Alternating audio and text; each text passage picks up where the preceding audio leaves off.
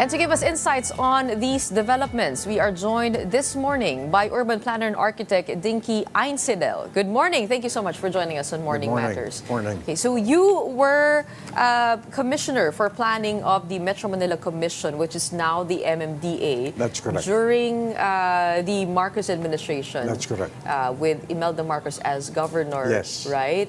And you are also part of the Human Settlements Development Corporation, which is now the Department of Housing and Settlements and Urban Development. Yes. You've had work also in the private sector with AIM and also pati na rin sa UN Habitat. That's right.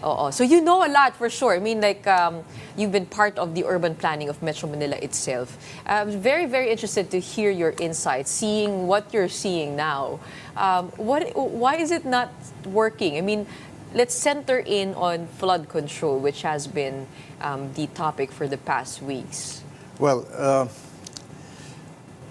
the continuing rapid population growth of Metro Manila and the rapid economic development of the area appears to be overwhelming the capacity of government to respond to this, to the increasing needs for more efficient, more effective flood control.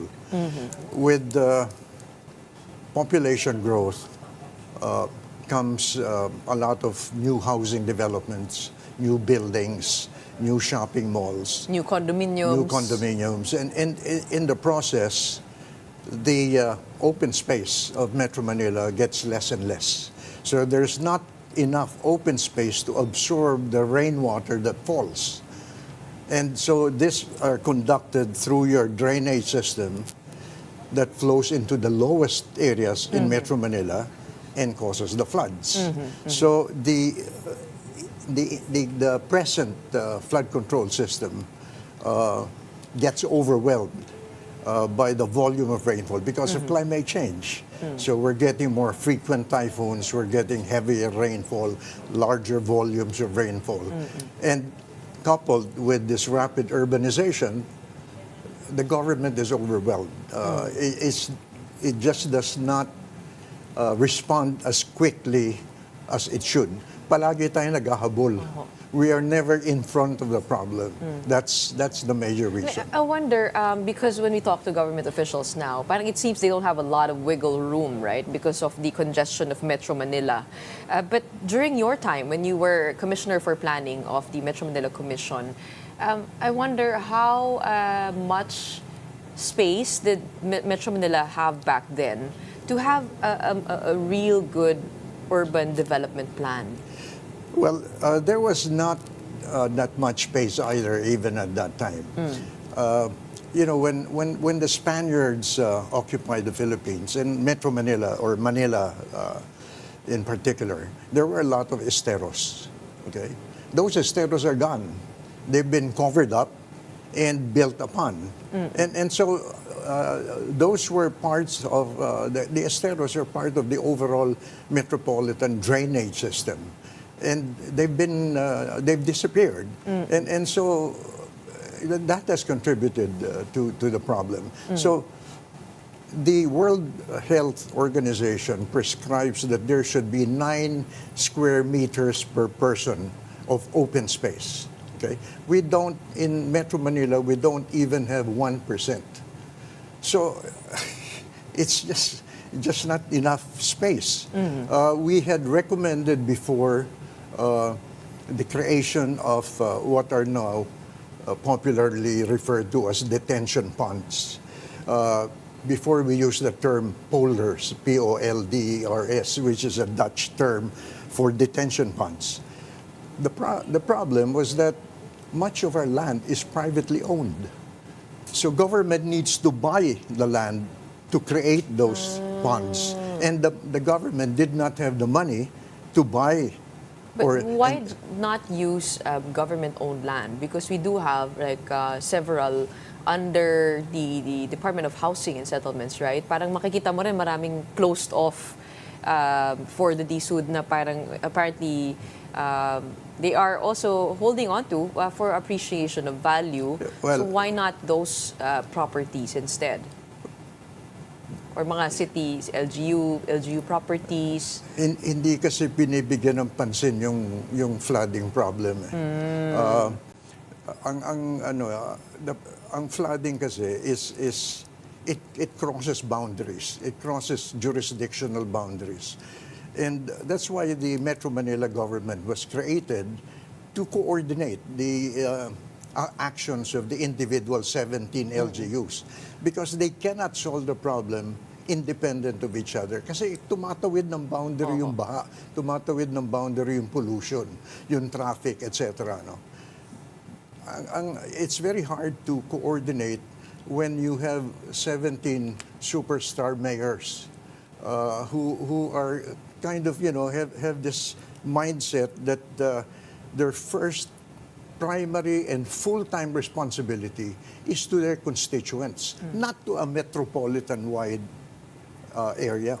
Secondary lang yun, saka part-time. So pag kunwari nagkaroon ng construction, maraming mapeperwisyo, of course, their popularity ratings would suffer. That's right. Now, yung as an problema immediate nga effect. nung acquisition of areas to create the detention ponds requires government to buy or to expropriate the land. The thing is, not too many of these politicians want to expropriate or use the power of eminent domain kasi hindi sila mananalo sa susunod na eleksyon. So, para bang, sige, ganyan na lang, i-require na lang natin yung easement sa tagiliran ng rivers. 3 meters dito, 3 meters dito. But, Metro Manila is built on a floodplain. It requires a much wider open space than just 3 meters on each side of the Pasig River. So, kulang na kulang yung... Kumbaga parang structures were not supposed to be built in the first place around these esteros or rivers. Yes, Yung yes. po yung naging problema. No? Which leads us to what they're planning to do now, which is to build the underground water detention tanks. Is it finally we are getting to it? And what do you think about where we can build these? Because they're now proposing for it to be done under Liwasang Bonifacio, under Raha Sulaiman, under Remedios Circle, and University of Santo Tomas. Yes. Areas in Manila Yes. that you have become monuments. So is it wise? I mean, to look into that for every city, and maybe we can build under that. Well, if you take a look at the old maps of Manila, yung mga areas na identify, yan ang dating esteros na tinambakan. Ito pong sinabi ko po Yung sa mga inyo. yan. Kasi yung mga kalye, bumababa. Doon sa pinakamababa, dati may estero doon. Doon tumatawid yung kalye. So ang nangyari, tinakpan yung estero, nilagyan lang ng concrete culvert para mag-flow from the left to the right. Okay? Pero with the kind of volume of rainfall that we're getting because of climate change, plus the garbage that clogs that culvert, yun yung bumaba. Sa taas na, imbis na sa ilalim. Hindi, instead sa ilalim, umaapaw yung tubig sa ibabaw. And so ngayon, they realize na yun ang dapat lagyan ng underground cistern. Kasi Which doon naman solves the problem, which will solve the problem dun sa mga low-lying areas na yun. So this was a 2016 study that was done, and it recommended those areas. Those detention tanks Yes, for water. Yes. How about golf courses and turning them into water detention tanks? Yes, that can also be done. That can also be done, yeah. We do have a lot of golf courses in Metro Manila. Makakatulong yan.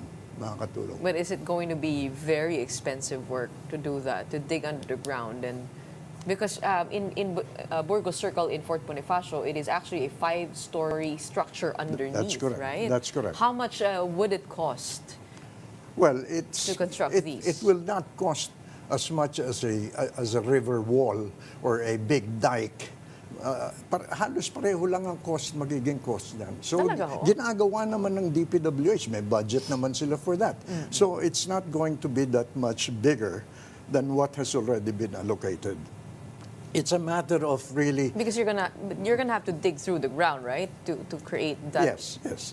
gaping hole, Yes, yes. and then solidify it with steel? With concrete, Concrete So and you're steel. like building an underground swimming pool. Okay. If you've gone around and you've seen how high the river walls are, these are huge, massive structures and dikes, di ba? But every so often, they get overwhelmed by the floods and they get destroyed. Itong nasa underground, hihigop lang yan ng tubig baha. It will not be subjected to the kind of pressure There's more that longevity in those projects. yes, so it has a longer shelf life than the river dikes and river walls that DPWH So do you think this will builds. solve the problems of Metro Manila, It these will underwater detention tanks? It will help solve the problem, particularly in the low-lying areas where there used to be esteros and creeks. So which is Manila? Manila, you have parts of Quezon City, you have parts of San Juan. There are, of course, the Malabon, Navotas, Valenzuela areas which are really much lower. So yung mga lugar na yan, makakatulong talaga. Okay.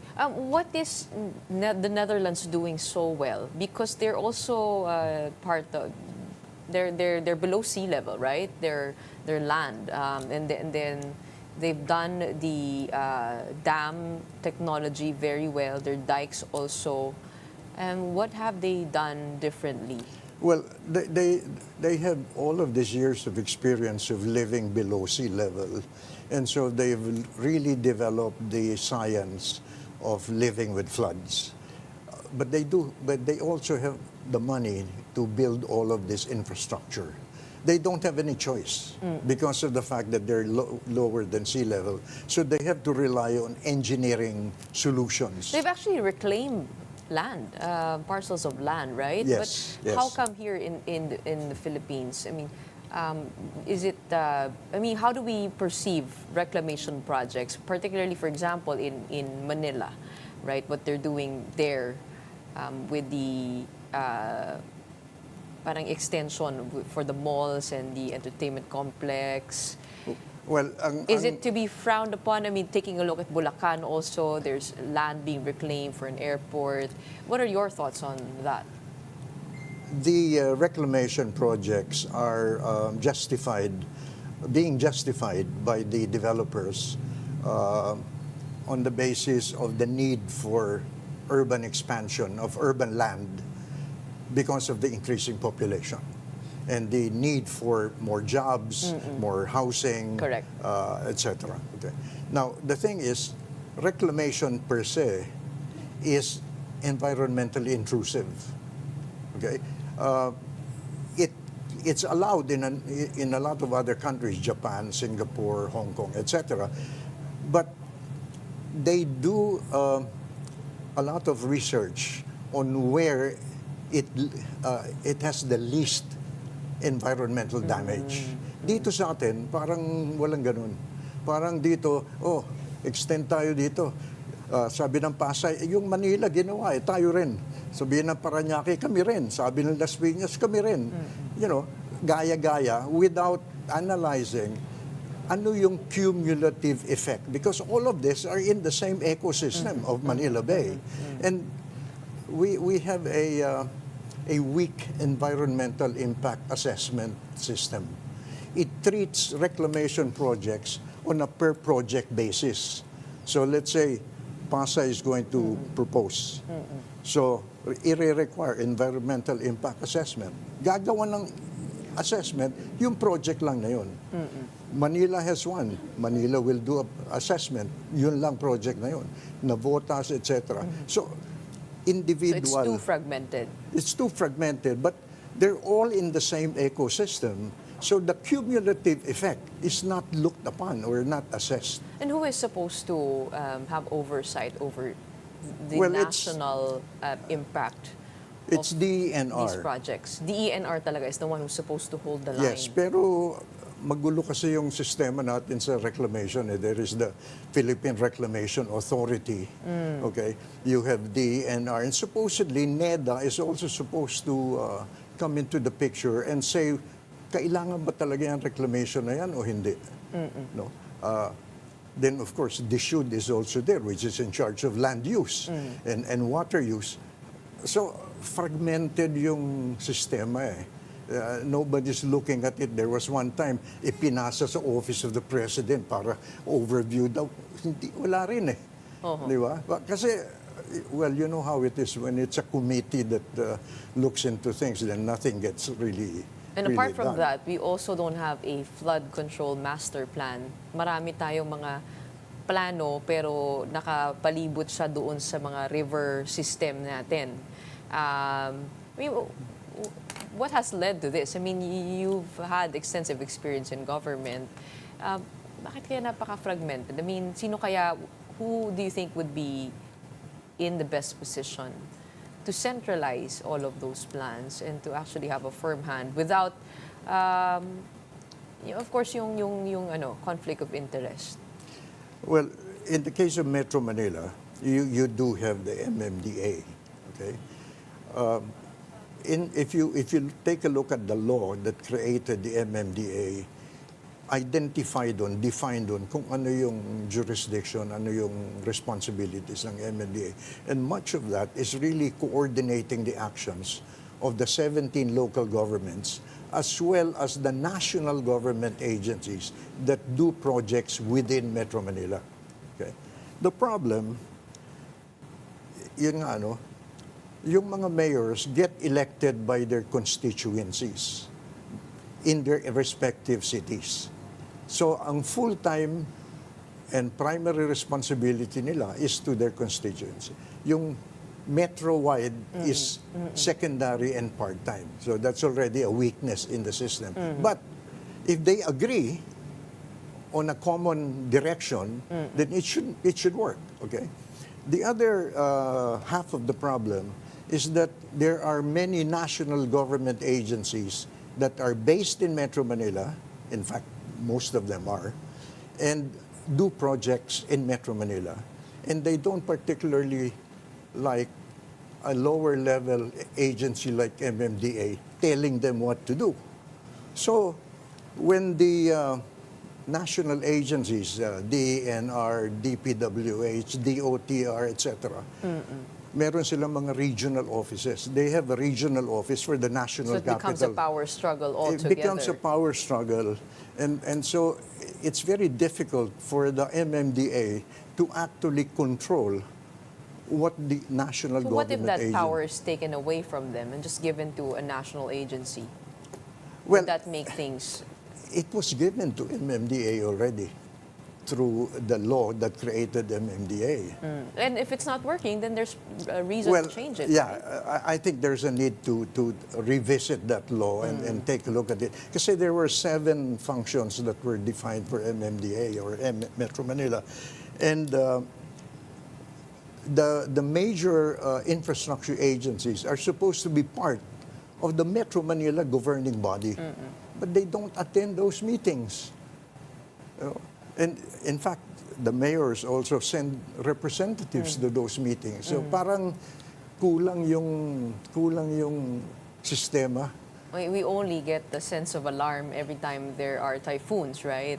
Oh. Pero I mean, looking back, pag kayo po ay nakikita po ninyo, I mean, yung what has happened to Metro Manila and seeing what was on the desk, on the table then when you were Commissioner for Planning, parang ano po yung mga masasabi niyong, ay sayang, ba't naging ganito?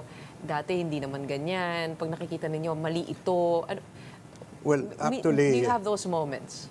Actually, I lasted in government because of my high frustration tolerance level.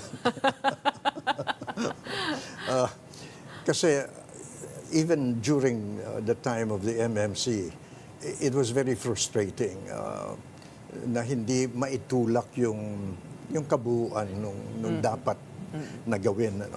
Masyadong fragmented, masyadong kanya-kanya. And I was hoping... Do you think that's the main problem? I think that's the main problem. I think that's the main problem, is that it's too fragmented. But We can't get anything done. But now, I see a glimmer of hope. I mean, when I see the younger mayors like Vico Soto, Joy Belmonte, and who are now kind of pushing things forward, and they talk among themselves also and agree on certain things that they want to pursue in cooperation with each other. It There's gives me hope. There's hope. gives me hope that the younger generation mayors are more open-minded That's right. to each other That's and right. working That's right. together. And this book, actually, as you mentioned before this interview, is its audience are the Are mayors. yes, that's What correct. can we find here? And it is entitled "Making Our Cities Work." Yes, well, I wrote this based on my experience and frustrations. So the audience is really the mayors. And I had 3 mayors review this. Jerry Treñas of Iloilo, Mel Sarmiento, formerly DILG Secretary, and also former DILG Secretary Ben Hurabalos. So they've endorsed this, and I thought I'd give you a copy. So maybe help disseminate to our LGUs. As a bicycle rider, I'm very much interested in urban planning. Yes. Although I have low frustration tolerance, unlike you. Okay, so ito, where can we get a copy of this if our audience wants to watch? Yeah, well, it has a what do you call that? A code in the back that that they can scan, and I think it's via Chrome. Via Chrome, yes, Yeah, Creative via Chrome. Communication Yeah, Services. yeah. Okay. Maraming salamat po for your insights today and helping us understand what has gone wrong with Metro Manila and what could go right. Maraming salamat. We have urban planner and architect Dinky Einsiedel. Yes, that's correct.